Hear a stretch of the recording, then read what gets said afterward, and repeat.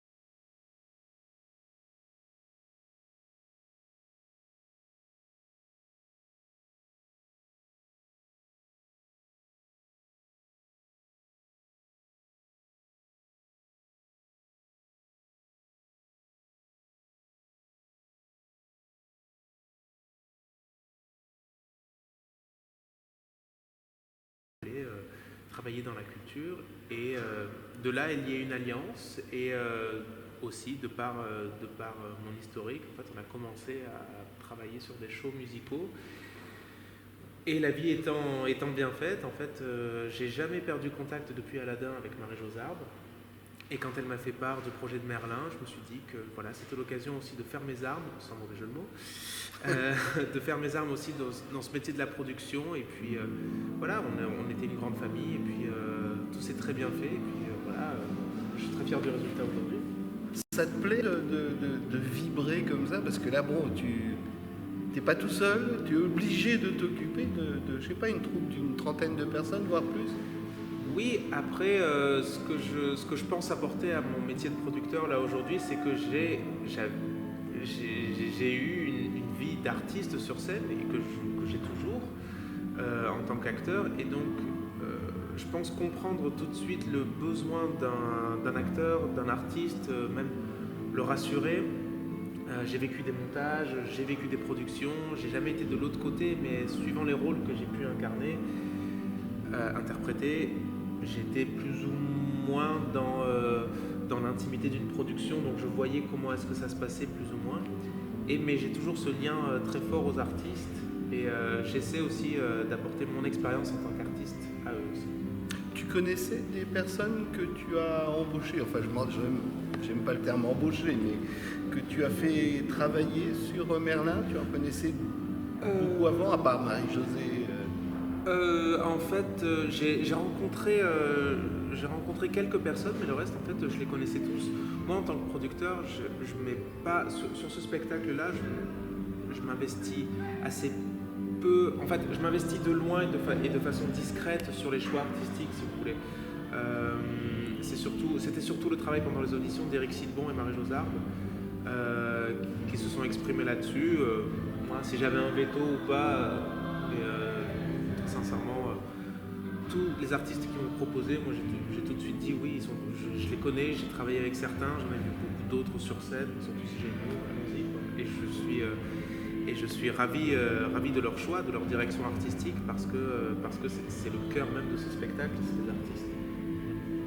On va sortir de ce spectacle, on va prendre la petite porte et on va voir ce que tu as envie de faire maintenant en comédie musicale, en tant que comédien. Ce que j'ai envie de faire en comédie musicale, j'ai envie de continuer à produire des spectacles. Là, on est en coproduction aussi avec Roberto Cirleo de Je vais t'aimer. J'apprends beaucoup aussi sur ça. Je vais t'aimer, c'est la pièce sur les chansons de Michel Sardou, Voilà. dont on prévoit une grosse activité d'ici peu, parce que je crois que ça commence. Ouais.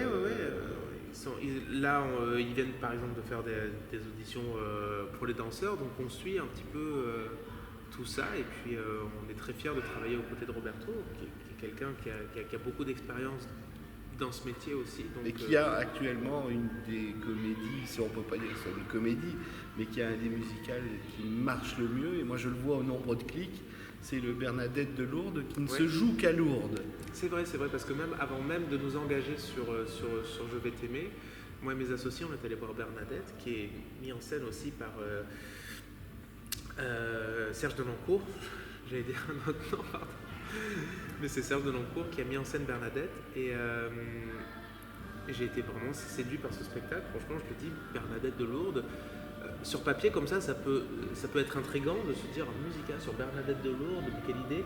Et en fait, vraiment, c'est génial parce que quand on a la curiosité d'aller voir des spectacles comme ça, on se dit genre, alors là, je suis scotché quoi. Parce que pendant 1h30, 1h40, je sais pas si je continue, je me suis dit, c'est génial, j'ai l'impression de regarder un film. Et quand Roberto nous a dit que c'était Serge aussi qui écrirait le livret et qui s'occuperait de la mise en scène de Je vais t'aimer, j'ai dit à mes associés, allons-y, ça va forcément être bien. T'as rencontré Michel Sardou pour ça ou il ne veut pas s'en occuper du tout? Je crois qu'il est attaché au projet de loin. Il a, je pense aussi, un droit de veto. S'il n'aime pas, il le dit. Et je pense qu'il peut dire oui ou non sur certaines choses. Mais globalement, de ce que j'ai compris, on travaille avec des gens qui travaillent avec Michel Sardou surtout. Et tout le monde a donné son aval et son feu vert sur le livret, sur le choix des chansons, sur le choix des comédiens. Tout le monde est en accord là-dessus. C'est un projet qui coule bien. Et on terminera par toi sur scène, quand? Moi, je m'attendais pas, j'avais pas prévu de répondre à ça. Mais alors, moi, avec notre production, Naria Production, on produit aussi des petits concerts événementiels autour des chansons de Grease, avec quelques personnes du cast de Mogador, avec qui on est très liés, on est une petite famille comme ça.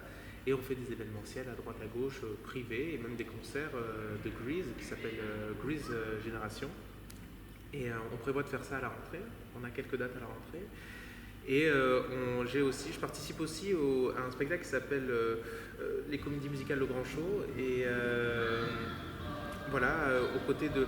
Alors, si je me rappelle bien, si j'oublie personne, Merwan Rin, Damien Sargue, Gwendal Marimutu, Priscilla Betty, Jenny Lynn, Cecilia Cara, moi, j'espère oublier personne parce que j'en oublie tout le temps un ou une, mais voilà, avec des artistes de comédie musicale assez connus et je suis très fier de faire partie de ce groupe-là. Et Gwendal, qui est vraiment un pote, je le rencontre à chacun de ses spectacles, il va avoir du boulot puisque là, il se transforme. J'en ai parlé hier avec quelqu'un avec qui tu as travaillé sur Grease, qui était le chef d'orchestre, Dominique. Ouais, Dominique Trottin. Voilà, et il me parlait de Gwendal en me disant que Gwendal, qui prenait un petit peu il est tous les jours en salle de sport parce qu'il faut qu'il soit comme ça, la production lui exige. Ah bah oui, c'est Simba. Hein. De tous les Simba que j'ai vus dans tous les pays, oui c'est vrai. Mais bon, ça après c'est peut-être une exigence qui s'impose aussi à lui-même, mais je trouve ça très bien. Moi j'aime bien les transformations, quelles qu'elles soient pour les rôles, que ce soit dans un sens ou dans l'autre. Moi j'aime bien ce côté un peu anglo-saxon. C'est pour ça que la comédie musicale, quand ça l'exige, je trouve ça génial. Bon, bah, essayons de prendre rendez-vous pour un de ces spectacles. On reste en contact, on arrivera bien à se revoir sur un de tes prochaines apparitions sur scène. Avec grand plaisir, merci. Merci. Merci.